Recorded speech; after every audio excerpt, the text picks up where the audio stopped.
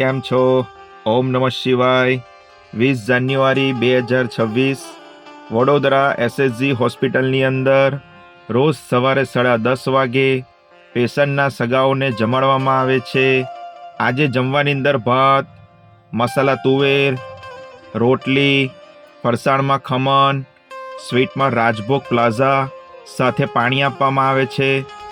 આ સેવા 365 દિવસ હોય છે અને આ બધું જ જમવાનું આપણે સ્ટીલની થાળીમાં આપીએ છીએ. જો તમને આ સેવા સારી લાગી હોય તો કોમેન્ટમાં ઓમ નમઃ શિવાય જરૂર લખજો મિત્રો.